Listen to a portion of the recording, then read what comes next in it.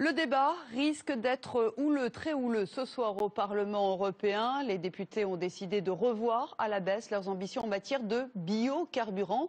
L'Europe veut plafonner les énergies à base de colza, de blé ou encore de sucre. C'est un tournant politique qui handicape fortement les industriels, ceux qui avaient tout misé sur ces énergies renouvelables. C'est le cas de cette société près de Rouen. Reportage Pascal Verdeau, Tar Nasri.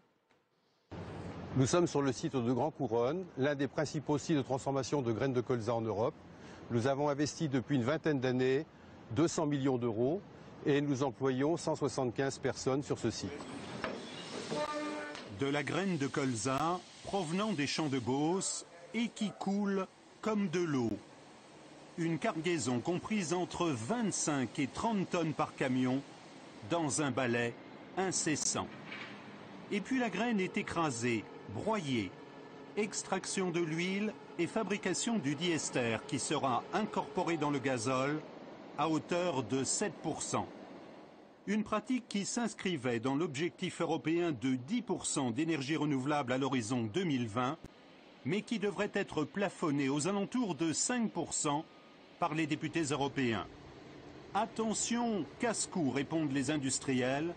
12 000 emplois en France sont menacés.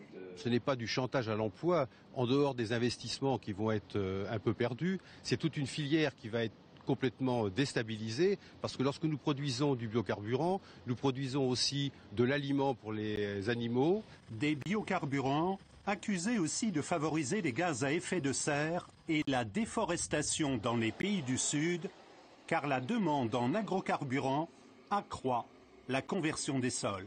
Quand vous cultivez du colza pour faire un agrocarburant, eh bien vous êtes obligé d'aller cultiver ailleurs ce qui était nécessaire pour l'agriculture, ou le colza qui était destiné à l'agriculture. Donc il convient de donner un signal très fort à l'industrie pour dire bon, les investissements ont été faits, les emplois sont là, on va les conserver, mais vous n'allez pas plus loin. Seul élément de consensus ce soir, la nécessité d'accélérer la production d'agrocarburants de deuxième ou troisième génération, comme la paille ou les algues. Il faudra pour cela attendre l'horizon 2025 ou 2030 et mobiliser beaucoup d'argent.